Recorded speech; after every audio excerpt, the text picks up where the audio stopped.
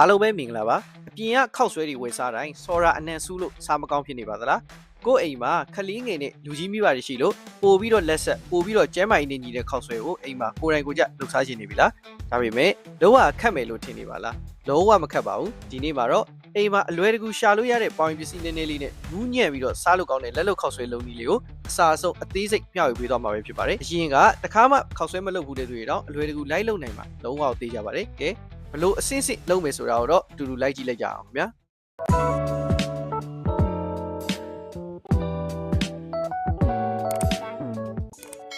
ခောက်ဆွဲလုပ်ဖို့အတွက်ကဘတ်စုံ3ချုံကို200 gram အသုံးပြုပါမယ်။ဆန်ချိန်ခွက်နဲ့ဆိုရင်တော့2ခွက်နဲ့တစ်စိမ့်ဖြစ်ပါတယ်။စားအနည်းငယ်ထည့်ပါမယ်။ပြီးရင်တော့ဂျုံရယ်စားရယ်ကိုတေချာလေးနှံ့သွားလို့မွေပေးလိုက်ပါမယ်။ဆော်ရာကိုလက်ဖက်ရည်စွန်းရယ်4ပုံ1ပုံထည့်ပါမယ်။ဒီနေရာမှာဆော်ရာမထည့်ချင်ဘူးဆိုရင်လည်းမထည့်ပဲလုပ်လို့ရပါတယ်။ခောက်ဆွဲသားတိတိတသားပြောင်းသွားမျိုးမရှိပါဘူး။ကျုပ်ခောက်ဆွဲလုပ်မှဖြစ်လို့ဂျုံတွေကိုကျုပ်နှလုံးဖောက်ထည့်ပါမယ်။ပြီးရင်တော့ဂျုံထဲမှာကြက်ဥတွေနှံ့သွားအောင်လို့တေချာလေးမှွေပေးပါမယ်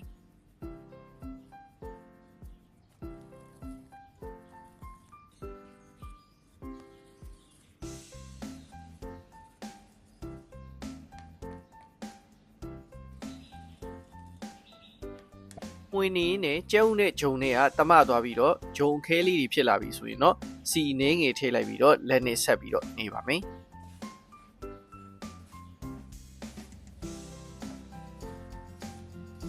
စီရဲ့ဂျုံရဲ့ကြက်ဥရဲ့တေချာလေးတမသွားအောင်နေပြီးတဲ့အခါမှာတော့ရေထည့်ပါမယ်ရေကိုတော့တပြိုင်နက်တည်းအများကြီးမထည့်ပါဘူးတစ်ခါထည့်ရင်လက်ဖက်ရည်စွန်းတစွန်းစာထည့်ပြီးတော့နေသွားပါမယ်ဂျုံနှင်းနေနေမှာလိုတယ်ဆိုရင်နောက်ထပ်လက်ဖက်ရည်စွန်းတစွန်းစာထပ်ထည့်ပါမယ်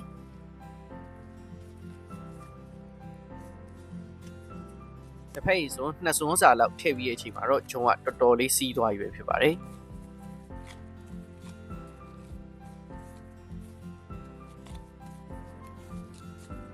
ဒါပေမဲ့ဂျုံနေထနည်းနည်းလေးလိုနေသေးတဲ့အတွက်နောက်ထပ်လက်ဖက်ရည်စွန်းတစ်ဝက်လောက်ထည့်လိုက်ပါမယ်ပြီးရင်တော့ဂျုံကိုအစီးပေါက်တဲ့အထိတေချာလေးနှိမ့်ပေးပါမယ်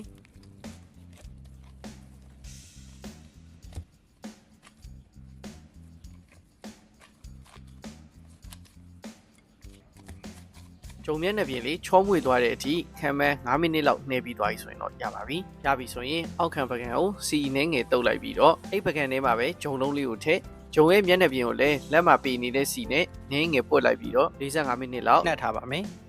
ဂျုံကိုအခုလိုမျိုးအနားပေးလိုက်မှသာခောက်ဆွဲလုံးမဲ့နောက်တစ်ဆင့်မှာစင်ပြီးချောမွေမှာပဲဖြစ်ပါတယ်။အခု45မိနစ်လောက်နှက်ထားပြီးဖြစ်လို့ခောက်ဆွဲစားလုပ်ပါတော့မယ်။ပထမဆုံးဂျုံလှိမ့်မဲ့အခင်းပေါ်ကိုမကန့်အောင်လို့ဂျုံမှုန့်ဖြူလိုက်ပါတယ်။ကိုင်မဲလက်ကိုလည်းမကန့်အောင်လို့ဂျုံမှုန့်နဲ့တုပ်လိုက်ပါတယ်။ပြီးရင်တော့ဂျုံလုံးကိုမကန့်အောင်လို့ဖြူထားတဲ့ဂျုံမှုန့်ပေါ်မှာပြားရင်းနဲ့ဟိုဘက်ဒီဘက်လှန်ပေးလိုက်ပါမယ်။ပြပြီးသွားပြီဆိုရင်တော့ဂျုံကိုလုံးဝလွယ်အောင်လို့၄ပိုင်းပိုင်းလိုက်ပါမယ်။အခုလုပ်ပြတာမှာတော့လက်နဲ့လုပ်တဲ့နီရောဆက်ကိုသုံးပြီးတော့လုပ်တဲ့နီရော2မျိုးလုံးလုပ်ပြမှာဖြစ်ပါတယ်။ပထမဆုံးလူတိုင်းအိမ်မှာအလွယ်လိုက်လုပ်လို့ရအောင်လို့လက်နဲ့လုပ်ပြပါမယ်။၄ပိုင်းပိုင်းထားတဲ့အထက်ကတစ်ပိုင်းကိုယူပြီးတော့ပြပါမယ်။ဂျုံကိုပြဖို့အတွက်ဂျုံလိမ့်တံကိုအသုံးပြုပါမယ်။မကန့်အောင်လို့ဂျုံလှိမ့်တံကိုလည်းဂျုံမှုန့်အနည်းငယ်တုပ်ပေးပါမယ်။ပြီးရင်တော့ဂျုံလှိမ့်တံနဲ့ပြားနိုင်သမျှပြားသွားအောင်လို့လှိမ့်ပေးပါမယ်။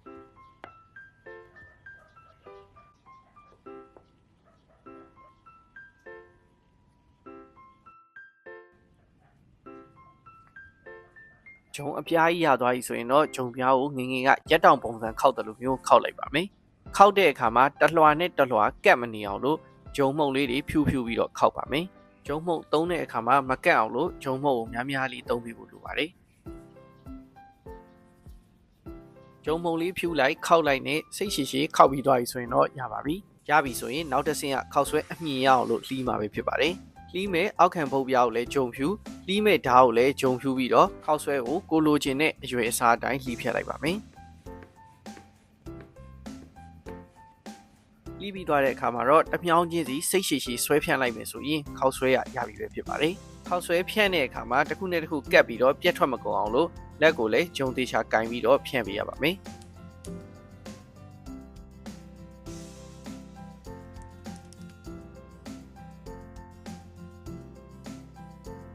အပြောင်းချင်းစီဖြန့်ရင်းနဲ့ကျွမ်းလာပြီဆိုရင်တော့4-5-6မြောက်လောက်ကိုတပြိုင်နက်တည်းဖြန့်လို့ရပါပြီ